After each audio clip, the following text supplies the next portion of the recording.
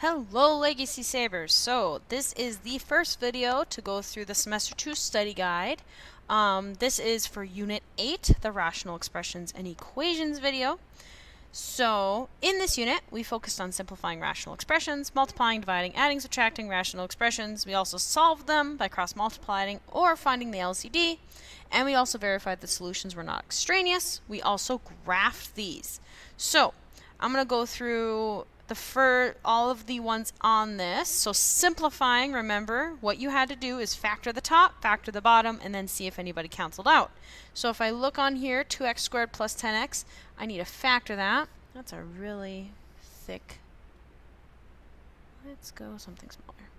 Okay, so it looks like I can factor out a 2x up there, right? So I'm going to factor out 2x, and that looks like it would be an x plus 5 left behind, right? Because if I redistribute the 2x in, that denominator, notice my a is 3, so I do have to do the full AC method. So I'm going to go 3 times 5, that's 15. Whoa, that moved. That was weird. Whoa. There we go. So 15. I need two numbers that multiply to give me 15, but add together to give me 16. That'd be a 15 and a 1. So I'm going to expand that middle term. Looks like I can factor out a 3x out of the first two terms. I'll be left with x plus 5. A 1 out of the second terms. So it looks like that denominator is 3x plus 1 and x plus 5. So now I'm going to look. Who is matching? Well, it looks like I am matching the x plus 5's on the top and the bottom. So I'm going to cancel them out. So my final answer would be 2x over 3x plus 1. That would be my simplified version of this particular graph, of this particular expression. So, multiplying or dividing, you had to factor everybody. So, x squared minus 2x minus 24. So, I need two numbers that multiply to give me negative 24, but add together to give me negative 2. I think that would be a negative 6 and a positive 4.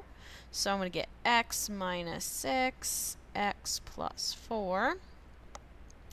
That denominator, I need two numbers that multiply to give me negative 10, but add together to give me 3. Be 5 and negative 2. Okay. Remember, division. When you're dividing two fractions, you had to multiply by the reciprocal. So technically, I'm going to multiply and I'm going to flip. So the denominator is going to become the numerator on that fraction. So 3x squared minus 6x. Well, it doesn't have 3 terms, so that means I have to do a GCF. 3x would be common. Be left with x minus 2 in there. And then it looks like an x squared is common in that numerator, but technically it's the denominator. Okay, now I need to find some people I can cancel off. I can cancel out diagonally and up and downally. Okay, so I can cancel out x minus 2's. I can cancel out x plus 4's. And then, well, I got an x over an x squared, right? So if I cancel out this x, I would leave one x down at the bottom there. So my final answer, it looks like there's a 3 up there and an x minus 6, an x down there, and an x plus 5. That would be my final answer for that particular equation.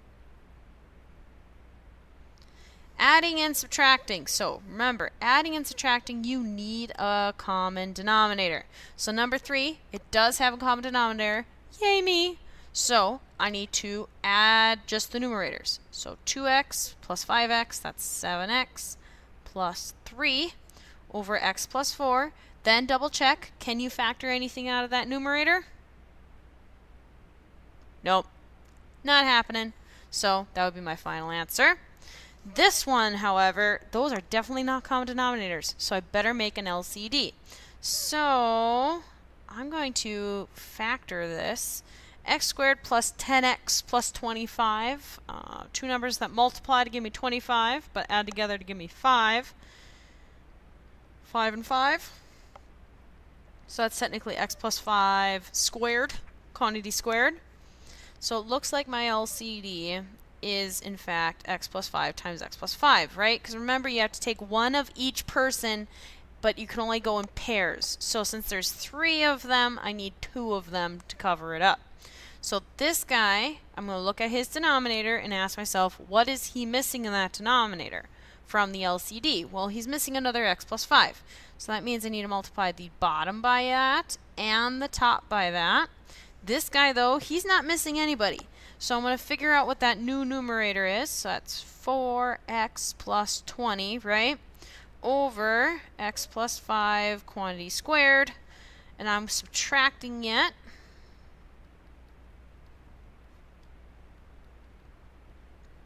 Now I have a common denominator, so now I get to actually subtract the numerators. So 4x minus a negative 6x, that would be a positive 10x. So 10x. 20 minus 10 would be 10.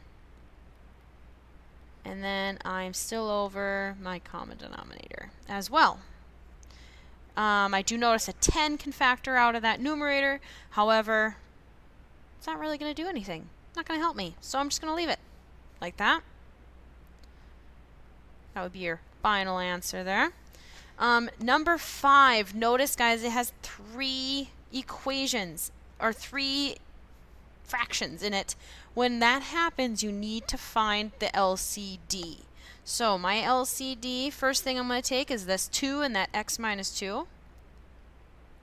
Okay, I already have an x minus 2 in my LCD, so I don't need to worry about him. But I do not have an 8. I have a 2 of that 8. So I actually need a 4 as well, right? I need a 2, a 4, and an x minus 2. So now what I'm going to do is multiply everybody, every single numerator, by that LCD. So 2x minus 2, 4, 2x minus 2, and 4. Okay? Since I'm multiplying the numerator, I can cancel out stuff out of the denominator. So 2x minus 2 can cancel out with this 2x minus 2. I'm left with a 4. So 4 times x, that's going to give me 4x. I can cancel out this x minus 2 with that x minus 2. So technically, it looks like this second fraction is going to be multiplied by 8. So I am going to multiply an 8 in. This 8 can be 2 and 4 can cancel off, right? So I'm x times x minus 2, so that'd be x squared minus 2x over there.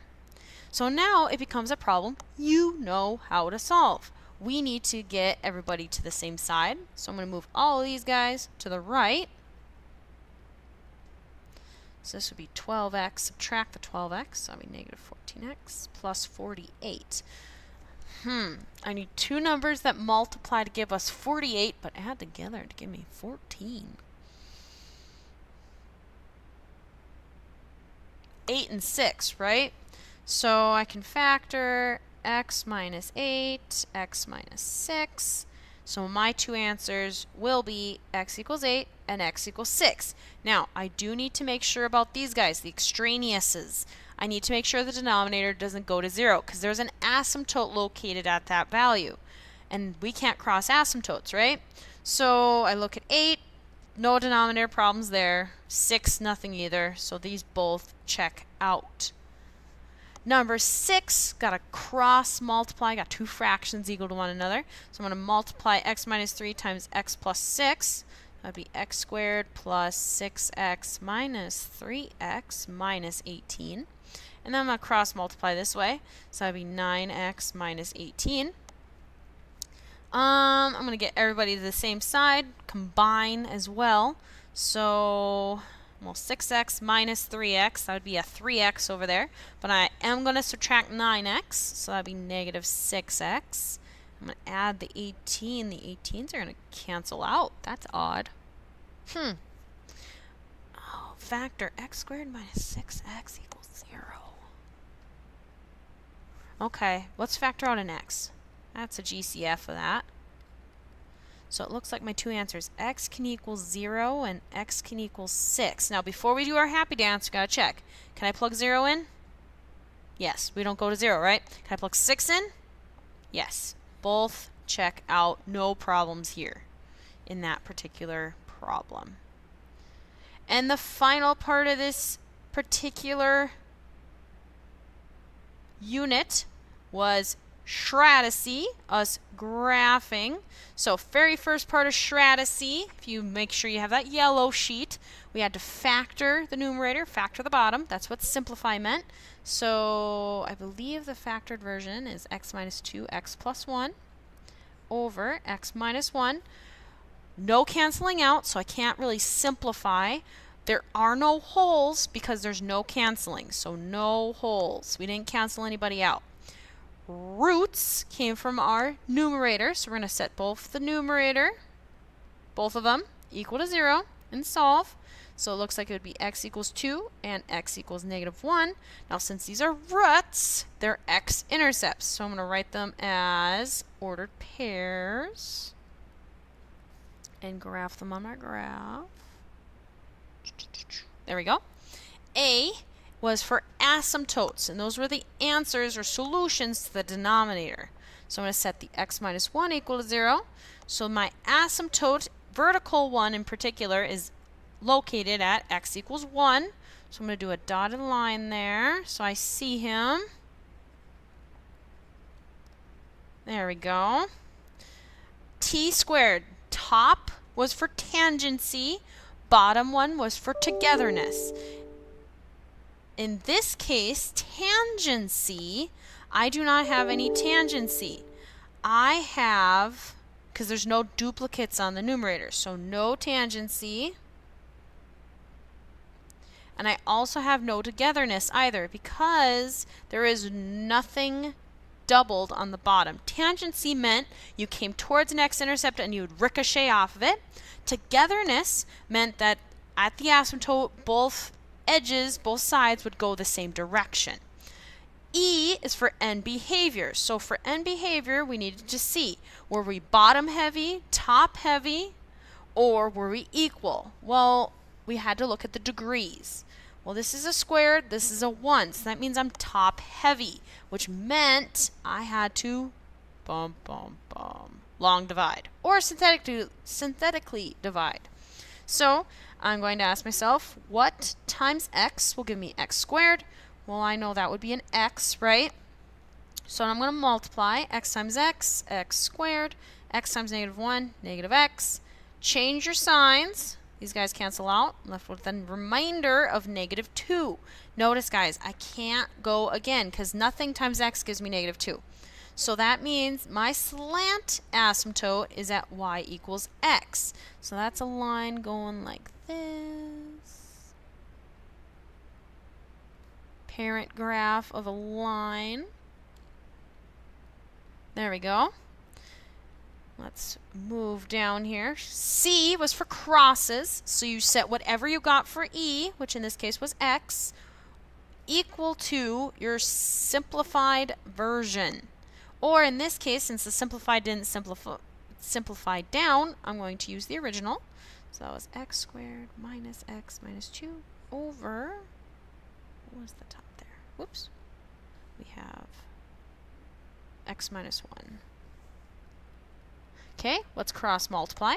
So we get x squared minus x minus 2 is equal to x squared minus x.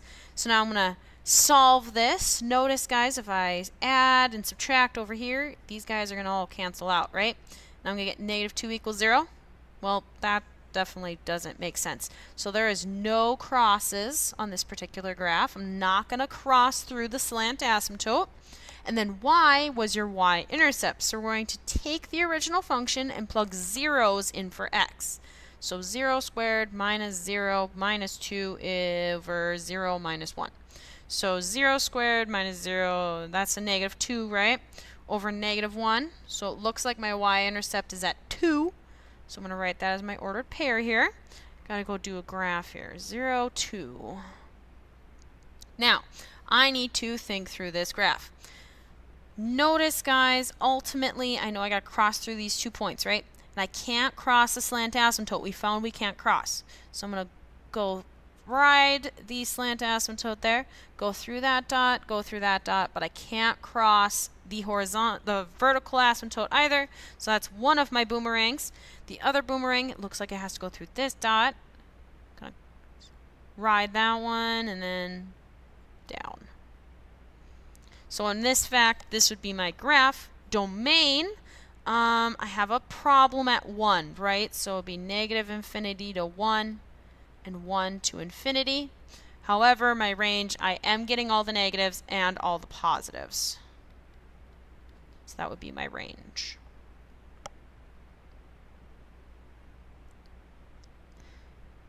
And that's it for rational functions. So if you want to go on to radical unit 9, you will watch the next video in this list.